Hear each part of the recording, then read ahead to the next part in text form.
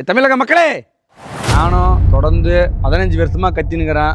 இந்த எளிய பிள்ளைக்கு ஒரு வாய்ப்பு கொடுங்க, அண்ணனுக்கு ஒரு வாய்ப்பு கொடுங்க, தம்பிமாரு அம்மாமாரு ஒரு வாய்ப்பு கொடுங்க. கண்டிப்பாக ஜெயிச்சு நல்லது பண்ணுவேன், நம்புங்க. ஆடு மாடு திட்டத்தை எல்லாத்தையும் செயல்படுத்த முடியும் நம்மளால். அதுக்கு தான் அந்த அண்ணன் வந்திருக்கேன். அண்ணத்துக்கு வந்திருக்குன்னு நினைக்கிறீங்க? போடுங்க, போடணும் ஓட்டு.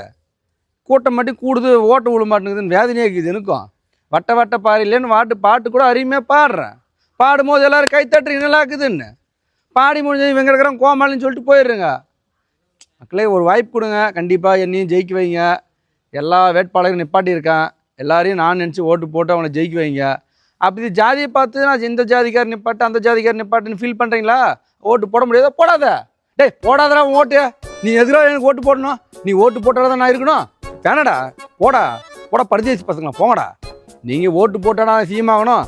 நீங்கள் ஓட்டு போடலனாலையும் ஜெயிக்கலனாலையும் திரள் நிதி ஒன்று வருது கரானுங்க. என்னையே நம்பினுங்கிற தம்பி முட்டா பசங்க கொடுக்குறான். முட்டா பசங்க கத்திரத்தை பார்த்து கொடுக்குறானுங்க. முட்டா பசங்க அவனுக்கு கேர் வரையும் எனக்கு திரள் நிதி வரும்டா. சரி ஓட்டு போடாரா. உன் ஜாதி அந்த ஜாதிக்கே போடுறா ஓடு. ஜாதி ஓட்டில் எனக்கு போடாதரா. அதை பார்த்து ஜாதியை பார்த்து ஓட்டு போகிற மத ஓட்டு ஜாதி ஓட்டு எனக்கு வேணாடா. போடாதரா போடா. ஐயோ பையில போடா. ஓட்டு போடுறான் ஓட்டு போடுங்க. போடா. என்னை தூக்கி சுடகாட்டிலே போடுங்க. விஷம் வச்சு பால்டையில் வச்சு கொண்டுருங்க. என்ன கொண்டுருங்க.